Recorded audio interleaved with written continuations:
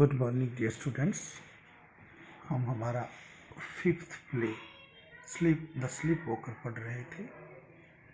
हम सबसे पहले इसकी सेटिंग देख रहे हैं कि हमें करेक्टर से इंट्रोड्यूस करवाया गया है, हमें नाटक की सेटिंग जो है न समझाई जा रही है पेज नंबर 98 के ऊपर, जहाँ से हमने कल फिनिश किया था।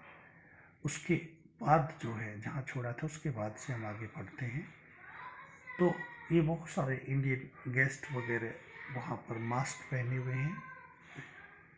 वहाँ पर एक बियरर है जो इधर उधर अटेंडेंट हम उसको कहेंगे, जो उनको बीच बीच में खाना या ड्रिंक उपलब्ध कराता है। Sound of airplanes overhead well before the curtain opens. पर्दे के उठने से पहले ही हमें वहाँ पर हवाई जहाज़ों के आवाज़ें सुनाई देती हैं, और ऐसा सिर्फ इसलिए किया गया है क्योंकि ये जो एरिया है ये एयरपोर्ट के नज़दीक है। एक रियलिज्म सा क्रिएट करने के लिए हमें वहाँ बताया गया है कि एयरपोर्ट के बिल्कुल पास में है, तो हमें उनकी आवाज़ें सुनाई देती हैं। इंटेंसिफाइंग एज इट डज, और वो तेज होती चलती हैं। No other music before the play begins, कोई और म्यूजिक जो है इस प्ले से पहले नहीं शुरू होता है। प्ले के शुरू होने से पहले कोई और म्यूजिक वहाँ पर हमें नहीं सुनता है। फ्रॉम टाइम टू टाइम, बार बार समय समय पर स्टैंडर्ड अराइवल और डिपार्चर अनाउंसमेंट इज मेड। तो जैसे कि हमें पता है कि एयरपोर्ट वगैरह के ऊपर या रेलवे स्टेशन पे जैसे अनाउंसमेंट करी जाती है किसी प्लेन या ट्रेन के पहुंचने की, तो ऐसे यहाँ क्योंकि हम एयरपोर्ट के नज़दीक हैं तो नेचुरली एयरपोर्ट पे जो अनाउंसमेंट्स हैं किसी प्लेन के आने की, अराइवल की या उसके डिपार्चर की, वो हमें बीच बीच में सुनाई देती हैं। Heard by the audience in A somewhat muffled and incomplete form, और इनकी आवाज़ जो है ऑडियंस को एक मफल्ड वे में सुनाई देती है। मफल्ड का मतलब जैसे हम कोई कपड़ा बांध करके कोई चीज़ बजाएं तो उसकी आवाज़ थोड़ी सी एक अलग तरह की क्रिएट हो जाएगी, तो ऐसे जो दूर से आवाज़ें हैं तो इस वजह से उनकी आवाज़ें थोड़ी सी मफल्ड वे में सुनाई देती हैं। इनकम्प्लीट सी, अधूरी सी होती हैं, लेकिन एक आभास है कि हम कहीं एयरपोर्ट के नज़दीक हैं। वर of propellers, noise of engines, crowd voices rising and falling, footsteps approaching and moving away। हमें वहाँ पर जो है कहीं इंजनों का शोर सुनाई देता है, कहीं पर भीड़ की आवाज़ें जो है जैसे मानो कहीं भीड़ का राइज करना, फॉल करना, ये इस तरह से सुनाई दे रहे। पैरों के कदमों के चलने की आवाज़, फुटस्टेप्स की आवाज़ें, अप्रोचिंग एंड मूविंग अवे, कहीं पास आती हुई कहीं दूर जाती हुई, ये भी हमें सुनाई दे रही हैं।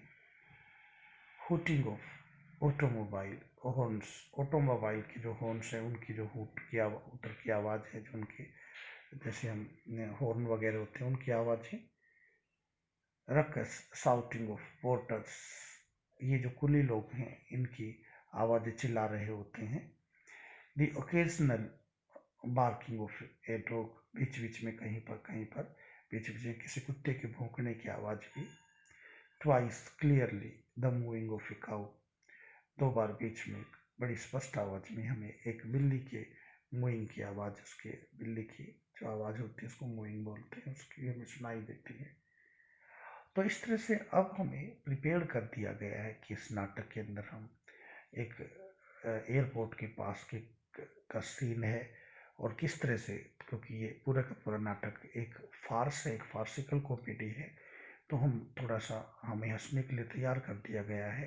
तो थोड़ी सी सेटिंग समझा दी गई है कि ये सीन किस तरह की स्थिति में अब एक्ट होने जा रहा है। उसके बाद आगे बढ़ते हैं। The cast stands in semi circle, वहाँ पर जो कैरेक्टर्स जो हमें इंट्रोड्यूस कराए गए थे बिगिनिंग में, वो सारे एक सेमी सर्कल सा बना करके वहाँ पर खड़े हैं विद बैक टू ऑडियंस, और उन सब की पीठ जो है ना ऑडियंस की तरफ है।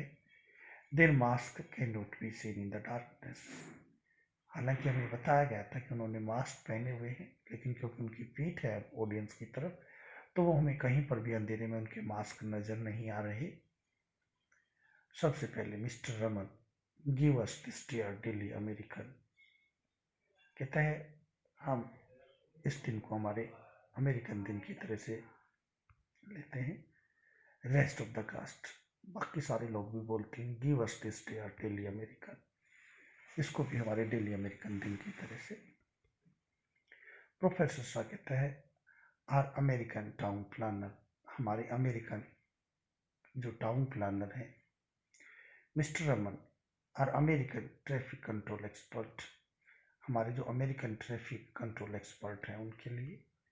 Mister Kapoor are American educational adviser, हमारे जो अमेरिकन एजुकेशनल एडवाइजर हैं। Mister Verma are American textile design director, हमारे American textile design director. Professor Shah are American architect for the national centre of the performing arts, हमारे जो American architect हैं जो national centre है performing arts का, उनके लिए। Mister Raman are American consultant on the marketing of rice, हमारा जो अमेरिकन कंसल्टेंट है राइस की मार्केटिंग का। Mister Kapoor are American tea taster, हमारा American tea taster. Mister Verma are American children's book trust editor. Professor Shah are American garbage disposal planner, हमारा America का जो कूड़ा करकट का जो निस्तारण करने वाला प्लानर है। Mister Raman are American wheat, हमारा अमेरिकन गेहूँ। Mister Kapoor are American sunshine, हमारी अमेरिकन धूप की रोशनी, धूप सूरज की रोशनी sorry. Mister Verma are American air, हमारी अमेरिकन हवा। तो ये नाटक स्टार्टिंग से ही अब देखो कटाक्ष यहाँ पर झलक रहा है। उसने जो इंडियन लोगों की जो एक टेंडेंसी है कि हम लोग किसी की अंधाधुंध नकल करना चाहते हैं, तो हमारे मन में एक इन्फीरियरिटी कॉम्प्लेक्स है कि हम लोग थोड़े से हीन स्तर पे अपने आप को मानते हैं और अमेरिकन लोगों को हर क्षेत्र में ऊंचा समझते हैं। तो यहाँ पर भी इसी चीज़ के ऊपर कि यहाँ जितने भी लोग जो इंडियन इकट्ठे हैं वो सारे के सारे अमेरिकन बनने की कोशिश कर रहे हैं, अमेरिकन चीज़ों की तारीफ़ कर रहे हैं, जैसे कि वो इंडिया के अंदर अमेरिकन कल्चर को जैसे मानो ले आना चाहते हैं। तो ये पूरा का पूरा नाटक जो है हमें तैयार कर देता है कि किस तरह की चीज़ों को हम देख रहे हैं कि उनका जो तरीका है वो मतलब मॉडर्निटी के नाम पर अमेरिकन वे को जो है ना एडोप्ट करने की जो कोशिश है कि वो उनको जो है हर चीज़ में सुपीरियर मानते हैं। जैसे कि मानो वो यहाँ पर भी वही चीज़ ले आएंगे। तो ये नाटक एक सेटायर है जो हमें नज़र आ रहा है। आगे पढ़ते हैं। एयरपोर्ट रोर अगेन, फिर से एयरपोर्ट के ऊपर एक शोर गर्जना होती है। Subsiding for the sound of A teleprinter, वहाँ पर हमें एक टेलीप्रिंटर की आवाज़ सुनाई देती है। टिकिंग आउट ए रिपोर्ट, वहाँ पर उसकी एक रिपोर्ट टिक होती है, आवाज़ होती है उसकी। Then a voice reads out the report, फिर उसके बाद एक आवाज़ उस रिपोर्ट को पढ़ के सुनाती है। उस वॉइस में क्या है कि the editor and publisher of the American international magazine blank, उसमें कहा कि एक अमेरिकन मैगजीन है, इंटरनेशनल मैगजीन है ब्लैंक नाम की, उसके जो एडिटर हैं और पब्लिशर हैं।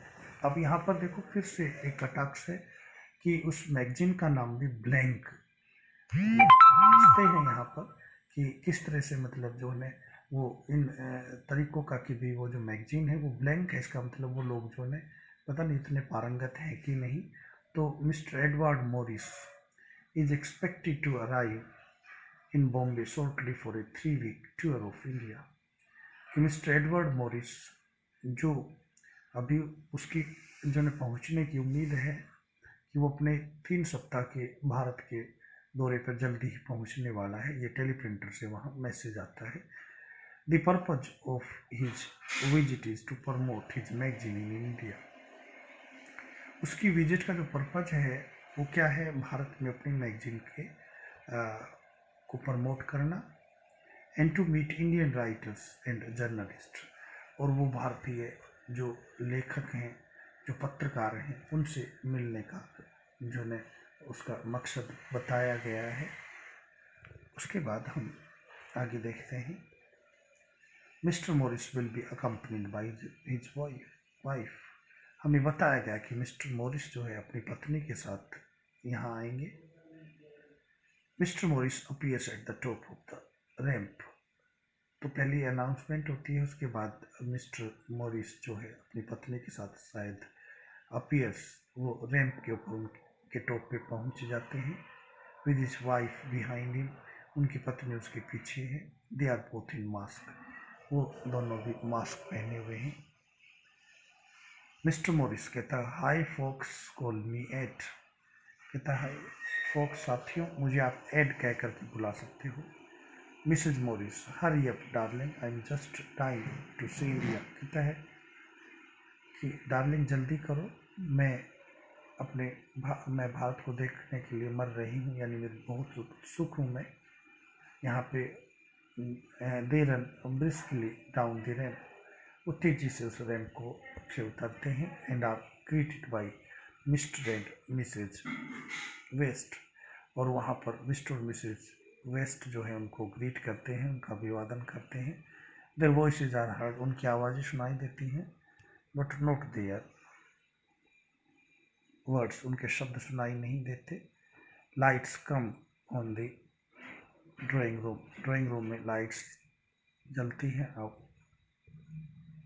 The Indian guest turn round to face the audience. भारतीय जो गेस्ट हैं वो अपने चेहरे मोड़ लेते हैं ऑडियंस का सामना करने के लिए, यानी वो मुड़ जाते हैं ऑडियंस की तरफ। शोइंग देयर मास्क, अब उनके मास्क हमें नज़र आ रहे हैं। आफ्टर ए फ्यू सेकेंड्स, कुछ पलों के बाद, they break up to make informal groups, वो उसके बाद अपने इनफॉर्मल से ग्रुप बना लेते हैं। इसके बाद हम इसको कल करेंगे। Thank you.